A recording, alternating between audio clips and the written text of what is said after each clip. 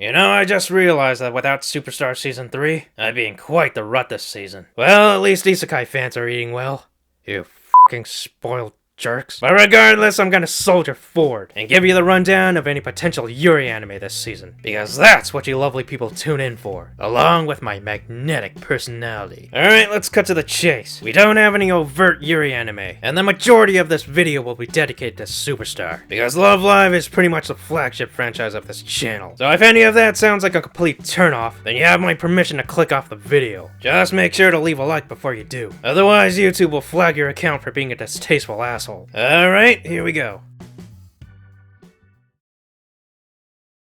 Well, it's been 2 long years, but we finally get to see our beloved Liella again. And this time, they're getting some fresh blood into their ranks. Just like Season 2, we have the returning gimmick of adding new members. Now, while some people might find that tacky and worn out by now, which I can certainly agree with that sentiment, I'm still open to the idea of standing new characters, providing that they're likable and have a solid episode or arc in the anime. And even though we were already introduced to Margaret in Season 2, I have no doubt they'll give her a proper character arc in order to initiate her into Liella. Admittedly, they will have to try pretty hard given her somewhat frustrating persona and actions in Season 2. I know she's a bit of a punching bag, but just personally, I don't have any grudges against her. But I get where people are coming from. She's pretty much like Longju, an arrogantly talented foil for her heroines, just not as likable or sexy. Although, to be fair, she was only like 14. And God help me if I ever call a 14-year-old sexy. You need to be at least 15 for that. But of course the girl who has the spotlight will be Tamari, Natsumi's mysterious Emoto. Now I haven't watched any of the Liella streams that featured her, because I wanted her introduction to be fresh off the anime. And right away I have some burning questions, like how will she be interested in becoming a school idol? What are her likes and dislikes? Is she as money grubbing as her sister? And most important of all, how will she get together with Margaret? And that sounds like a good segue if I ever heard one. Now you're probably thinking to yourself, how the hell would they top all the Yuri goodness we saw from Season 2? We got blatant crushes, love confessions, and even a full-blown acknowledgement of lesbian relationships. Well, my sweet summer child you, this is where all our time, patience, and dedication has led up to. Time and time again, Love Live fans have been hopeful, eagerly waiting for the showrunners to finally tie the knot permanently for any of the characters. And something in my bones tells me that this is it. Call it a sixth sense, but I think we're at a precipice with Love Live. The showrunners know full well that Yuri fans are a huge demographic, and they also know that there has to come a time when all this tension inevitably snaps. Season 3 is that snap. Where else could you possibly go after seeing 2 of the biggest Love Live ships come within a split second of exchanging saliva with each other? I mentioned in my Nijigazaki vs. Liella video that Sumikuku and Shikimei are 2 of 3 Love Live ships with the highest chances of getting an on-screen kiss. And I stand by that statement, like Logan Paul standing by his totally innocent, non-scamming ways. If we don't receive a kiss, I predict we'll at least establish a romantic relationship between either Sumikuku or Shikimei. I'm especially hopeful after watching this little clip here. I don't know what's happening, but it does feel like a setup for Shiki and Mei to realize their destiny together. I want to imagine a B-plot of Season 3 will be these 2 constantly flirting with each other, but not quite having the initiative to ask the burning question. Then we'll eventually get the episode where the dam is blown wide open, and Shikimei will have another big bang in their relationship. This time with it leading to them being girlfriends. Oh, it just makes me feel all tingly inside. And if we're spitballing predictions here, I also predict that Sumire and Kuku will already be in a relationship by the start of the season. And throughout the show, they'll indulge in their usual shtick, but hide the fact that they're dating to everyone. I mean, let's be honest. Tsunderes aren't exactly known for being the open and sharing type, so any overt PDA will be off the table. At least until their natural defense mechanism wears off. It'll also be funny if one of the girls found out about it, and was sworn to secrecy by them. Damn, that's just sitcom gold waiting to happen.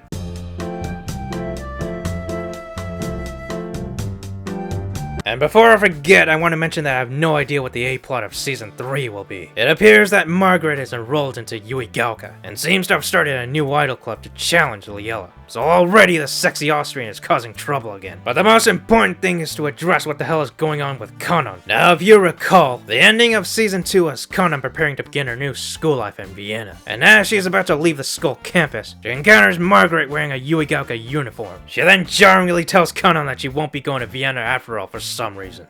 And then it irises out into the Looney Tunes theme song.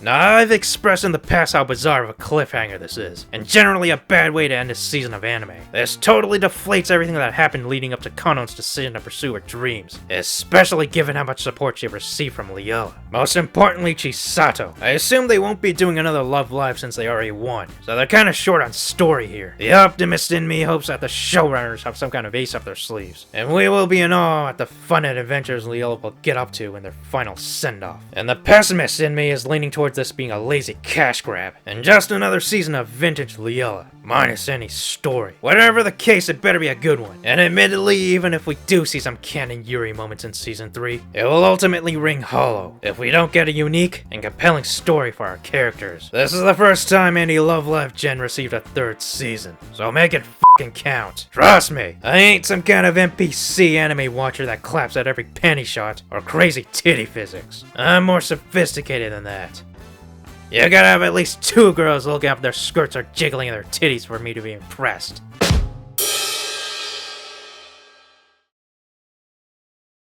Now our next anime is a bit of a curveball. You'll see why in just a minute. It's called Acro Trip, and just like many others who first heard of this series, I immediately thought that it was associated with tripping on substances, such as electrical wires.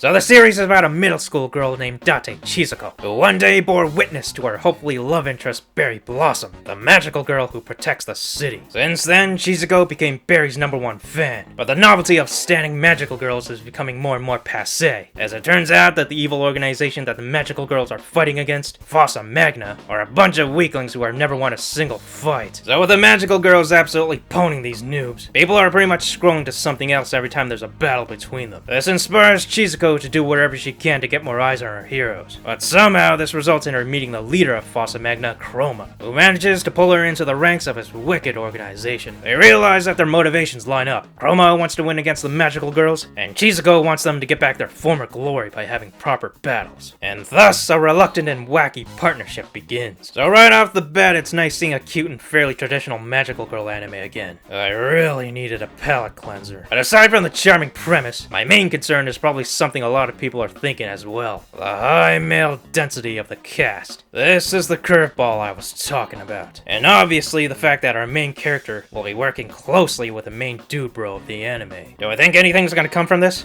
Yeah, probably not. Most likely we'll just get a rather goofy screwball relationship. But obviously it will result in an eventual friendship between them. I mean, it's the classic teaming up with a supposed miscreant, but eventually finding out that they're not so bad after all. Now of course this is coming from someone who hasn't read the manga, so take it with a grain of salt. But, as someone who is very familiar with wacky comedy shows, it seems like a pretty safe assumption. I'll also predict that at most we'll see Chizuko have brief but adorable interactions with her idol. My hope is that her fangirling isn't just superficial, but a little something more. Also, one concern I do have is for the animation. It does not look particularly stellar. At the very least, I hope we don't get another gushing over magical girl situation. Yeah, I'm still salty over that. What are you gonna do about it? So yeah, cute premise with a decent whiff of Yuri potential. Let's see what Acro Trip can bring to the table. Also, those are some crazy looking eyes on some of the characters. Maybe the show really is about tripping on acid. So it looks like there's more than just one magical girl anime in town, and this one admittedly shows a little more Yuri potential. It's called Magilumiere, Magical Girls Inc., which certainly rolls off the tongue, doesn't it? So the anime centers around a college graduate named Sakuragi Kana, who's been taking hit after hit from job rejections. What'd you graduate in? Dance theory? Then one day she comes across a company named Magilumiere that apparently manage magical girls and deploy them to fight weird creatures named Kai. Not kaiju, even though that word isn't trademarked. So after passing the bar, Kana is inducted into the ranks of magical girls, where she meets her senpai, Koshigaya Hitomi, a fiery blonde with a knack for blowing things up. So what do I think of this? Well, my first thought was this was new game meets Precure, but with a smattering of goofiness. This is definitely going to be one of those series that takes wild concepts like magical girls and fighting ridiculous monsters, and deals with them through an administrative lens, which of course is part of the humor. But that's only half of the appeal. What about our dear protagonists? Well, you got two total opposites right off the bat. A shy and reserved girl, and a hot-headed and impulsive girl. Instant chemistry. I mean, we're definitely gonna see the two of them learning from each other and overcoming many harrowing ordeals, but probably nothing serious in terms of Yuri. After all, workplace romances are a no-no. Regardless, the show looks like a lot of fun, and the cast seems pretty quirky too. So just like Acro Trip, I'd be satisfied with a laugh out loud and occasionally action-packed experience, with little sprinkles of Yuri magic to tickle the soul. I mean, like it or not, that seems to be the standard with magical girl anime nowadays. Only on rare occasions do we get a demon girl next door or a gushing over magical girls to really shake things up. But perhaps another magical Yuri bomb is right over the horizon. I'm looking at you, Madoka movie. Now I'm just gonna rocket fire through these last few animes since I have very little to say about them. Alright, so first is Ganbatte Ikimashoi, aka Give It All.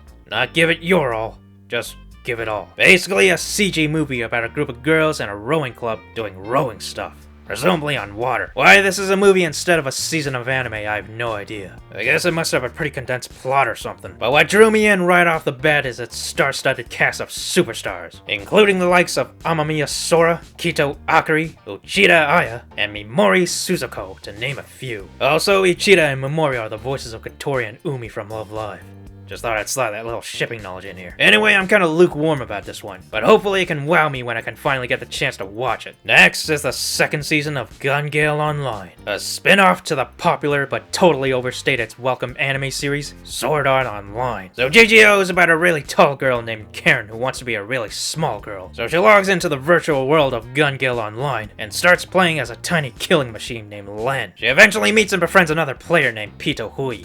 And let's just say she has some issues that I can't talk about because of YouTube's mental health policies. So I'm gonna be honest here, I actually did not like Gale Online. It's been a while since I watched it, but I do recall it having some tonal issues, and I just had a real hard time buying the whole conflict of the show. If you're a fan of GGO, then that's absolutely fine, and I'm pleased you're getting another season. Now the reason this is even on this list is because the anime throws a bit of a wild pitch at you at the end. No spoilers, of course, but I assume they'll have to address this in the upcoming season. I mean, you have to be pretty brain dead to not. Unfortunately, I most likely won't be watching to find out. But if it turns out that Season 2 is light years ahead of Season 1, then I might just poke my curious little head in and give it a shot. Also, I do know that Season 2 is now being handled by A1 Pictures instead of 3HZ. There's even some changes in the staff, so maybe they can turn things around for me. Alright, the last anime is something I did not expect to see, but slap me sideways if I didn't actually talk about it. It's Genjitsu no Yohane, Sunshine in Zamira. The movie. That's right, the Yohane show is getting a compilation movie. A very common staple in the anime world. I'd be lying if I was actually excited about this, since I have very little interest in compilation movies. This is why I didn't bother talking about the Bocchi the Rock movie this summer. I mean, basically, they're watered down versions of the anime. Obviously, as the ambassador to Love Live, I'm fulfilling my duties by bringing attention to this. But as an anime critic, I can't be anything other than honest. I actually don't have a lot to say about Sunshine in the Mirror. It's not terrible, but nothing about the show really stands out to me, and I doubt a movie will really add anything to its quality. The important thing about it is it may very well be Aqua's final performance in an anime. As you may or may not know, Aqua will officially disband after their final concert in 2025. And even though Sunshine will always be the Aqua I and many others will come to think of, we still mustn't forget their bizarre and wacky adventure in an alternate reality that one time. So yeah, just thought I'd lay that out there. I also might make a video discussing the legacy of Aqua at some point, or at least their performances in the shows, which includes Sunshine in the Mirror. I want to pay tribute to this amazing group before their inevitable departure, because bless my gay heart, they deserve to be immortalized as superstars.